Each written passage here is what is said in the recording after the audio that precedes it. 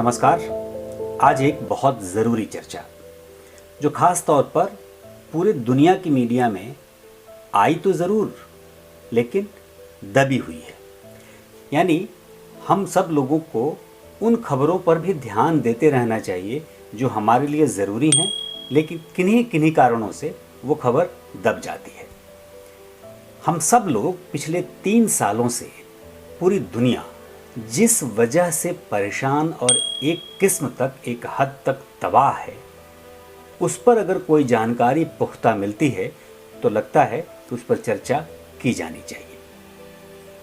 अगर आप लोगों को याद हो तो जब आज से 3 साल पहले पूरी दुनिया में कोविड का वायरस, कोरोना बीमारी के तौर पर जब फैला, तब से लगातार चर्चा ये होती रही कि आखिर ये वायरस कहाँ से आया, कैसे आया, क्या चीन के वुहान शहर से, उनकी लैब से लीक हुआ।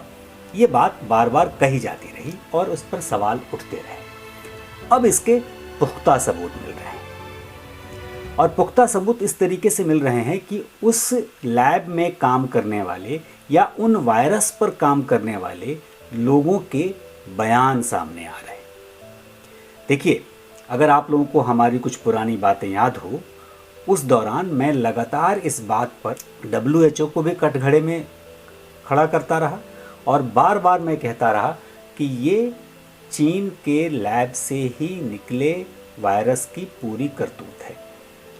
ये जो उनका कहना था, जिस पर अमेरिका और WHO लगातार अलग अलग तरीके से प्रयास करते रहे और एक तरीके से चीन को उसमें छूट दी जाती रही कि नहीं, ये कहीं जानवरों से आया हुआ वायरस है जो फैला भले ही चीन में सबसे पहले है, लेकिन ये कोई बायोलॉजिकल वेपन नहीं है, ये कोई ऐसा हथियार नहीं है, जैविक हथियार नहीं है जिससे ये कहा जाए कि चीन ने इसे फैलाया। लेकिन अब ये स्पष्ट तौर पर सामने आने लगा। कुछ दिनों पहले अमेरिकी एजेंसी ने ये रिपोर्ट रखी और कहा कि ये वुहान के लैब से ही बना, उन्हीं के लैब में ये डेवलप हुआ, वहीं से लीक हुआ और उसके बाद पूरी दुनिया में इसकी तबाही हुई है। अगर आप 2 साल पहले का ये महीना याद करें तो आप देखें हिंदुस्तान में किस तरीके की त्रासदी थी, कैसे लोग त्राहिमाम कर रहे थे। 3 साल पहले अगर हम जाते हैं, पूरी कहानी याद करते हैं, तो आप याद करिए कि क्या परिस्थितियाँ थीं। अब इन पूरी परिस्थितियों में आज की तारीख में ये बात करना क्यों ज़रूरी है? हालांकि पूरी दुनिया अब अपनी रफ्तार में चल रही है, धीरे धीरे सब जगह लोग अपने आप को स्वस्थ समझने लगे हैं, लेकिन उसके साइड इफ़ेक्ट्स लोगों को दिख रहे हैं बहुत सारे, चाहे वो वैक्सीन के साइड इफ़ेक्ट्स हों या बीमारी के साइड इफ़ेक्ट्स हों। इस पर भी रिसर्च चल रही है, लेकिन उस पर अभी कुछ कहा नहीं जा सकता। लेकिन हम बात उस साइड इफ़ेक्ट्स पर नहीं करके आज हम बात चीन के वुहान लैब से लीक हुए वायरस की करते हैं। क्यों करते हैं?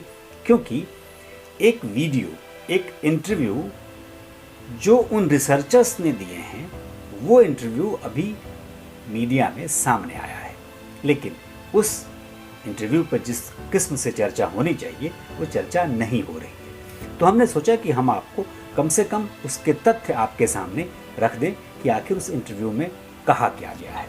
देखिए, इंटरव्यू तो पुराना है, इंटरव्यू नया नहीं है, लेकिन इसे इंटरनेशनल प्रेस एसोसिएशन ने किया था और उन रिसर्चरों से बात की थी जो उस लैब में उस वक्त काम कर रहे थे, वुहान लैब में। और उस लैब में जो रिसर्चर थे उसमें से मुख्य हैं जिनका इंटरव्यू है वो हैं चाओ शाओ। उनका इंटरव्यू है और वो पूरी कहानी बता रहे हैं कि किस तरीके से इस पूरी कवायद को रंगरूप दिया गया।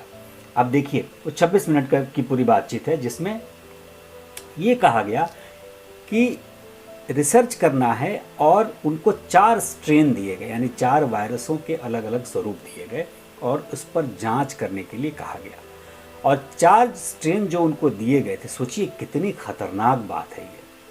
आप इस बात को सोचिए कि वो रिसर्चर बता रहा है कि उनको 4 स्ट्रेन दिए गए और उस पर जो 3 मुख्य काम उनको करने थे, वो पहला काम कि सबसे ज़्यादा प्रभावी कौन सा है, सबसे तेज़ी से कौन फैलता है और इंसानों पर सबसे ज़्यादा कारगर कौन है। आप सोचिए किस हद तक एक सृष्टि का विनाश करने का प्रयास चीन की सत्ता ने किया। देखिए, इसको कभी भी माफ नहीं किया जा सकता। जो लोग ये दलील देते हैं कि उसमें चीन को किसी बीच के रास्ते से उनको छोड़ा जाना चाहिए, मेरा व्यक्तिगत मानना है किसी कीमत पर नहीं। और ये बिल्कुल जो भी वजह हो, चूँकि चीन बहुत ताकतवर है, आर्थिक मामले में पूरी दुनिया पर अब वो राज कर रहा है, इसलिए उसकी बातें और बर्दाश्त करना और दबा लेना ये किस हद तक ठीक है, कम से कम मानव सभ्यता के लिए तो कतई ठीक नहीं है। ऐसा नहीं है कि चीन के लोग उससे बहुत खुश हैं, ये चीन की सत्ता की कमी है। चीन का नागरिक, चीन के आम लोग, चीन के आम व्यक्ति इससे कहीं खुश नहीं हैं और उनका इससे कोई लेना देना नहीं है। किसी भी देश का नागरिक अपने देश के लिए भले ही मर मिटता हो, अच्छे काम करता हो, लेकिन किसी भी देश का नागरिक इस स्तर पर घिनौनी हरकत नहीं करता। ये सत्ता की बीमारी है, इस बात को भी समझना होगा। तो हमारा जो आरोप है या हमारी जो आप कह लें कि घृणा है, वो वहाँ के लोगों से कतई नहीं है, वो वहाँ की सत्ता से है जिन्होंने जानबूझकर ये प्रयास किए। अब देखिए, अब उन्हीं का रिसर्चर ये कह रहा है कि 3 मुद्दे जो हमने आपको बताए कि सबसे जल्दी कौन सा फैलता है, सबसे ज़्यादा प्रभावी कौन है और इंसानों पर सबसे ज़्यादा कारगर कौन है, 3 मुद्दों पर उनको इन चार स्ट्रेन्स की जांच करनी थी। उनके एक दूसरे साथी रिसर्चर शान चाओ को ये जिम्मेदारी दी गई और ये कहा गया कि भाई 2019 में एक मिलिट्री वर्ल्ड गेम्स हुए थे चाइना में, वहाँ पर जाकर के ये बीमारी फैलाने की एक तरीके से उनको एक ट्रेनिंग दी गई, उनको कहा गया। वहाँ जाकर कुछ रिसर्चर्स गायब हो गए और वहीं से ये बातचीत उनकी शंका के दायरे में आई और ये जो रिसर्चर काम कर रहे थे उनको लगा कि देखिए, अभी तक तो ये वायरस लैब में टेस्ट हो रहे थे और टेस्ट करके कहा जा रहा था कि इन पर जाँचें किस पे है, तो चलिए मान लीजिए कि 1-2 किसी व्यक्ति पर या कहीं वो जांचते, कुछ करते, लेकिन अगर किसी गेम्स में कोई बहुत बड़ा इवेंट हो रहा हो, वहाँ जा कर के होटल में पहुँच के वहाँ जा कर के अगर वायरस को फैलाया जा रहा था, तो ये प्रयास 2019 में शुरू हो गए थे और जिसका नतीजा ये निकला कि 2019 के दिसंबर में ही उस वायरस से बीमार लोगों की बातें सामने आने लगी।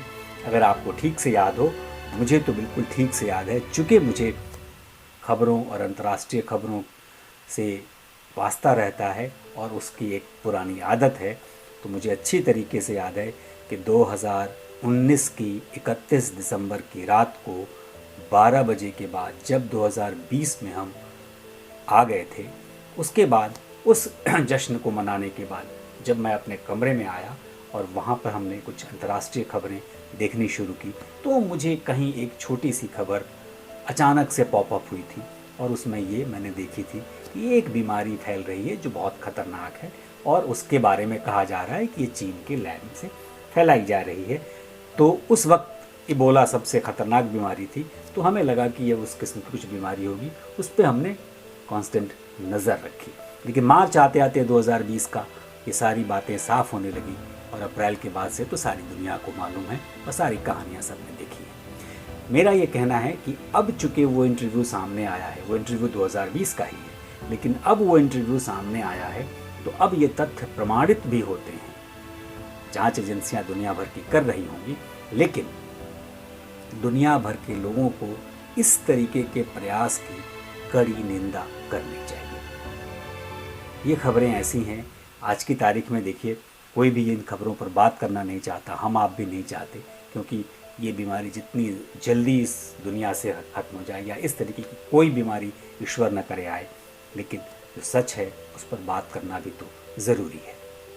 आखिर हम उस पर तथ्यों के साथ बात नहीं करेंगे, लोगों को आगाह नहीं करेंगे, तो फिर चीज़ें कैसे बेहतर होंगी। ऐसी हरकत को कभी भी सही नहीं ठहराया जा सकता, चाहे वो कोई भी देश करता हो।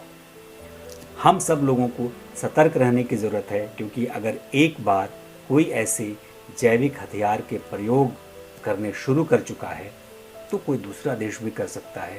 दुनिया में और मुल्क और दूसरी बीमारियों का जन्म दिला सकते हैं और वो दुनिया को तबाह कर सकता है। इसलिए हमें सतर्क रहने की ज़रूरत है। और भले अब बीमारी एक तरीके से ख़त्म हो रही है, अब वो संक्रामक बीमारी नहीं रही, दुनिया अपनी रफ्तार में है, फिर भी सतर्कता ज़रूरी है, हाइजीन ज़रूरी है। उन सब चीज़ों पर ध्यान रखिए। फिर मिलेंगे, बात करेंगे। तब तक के लिए नमस्कार।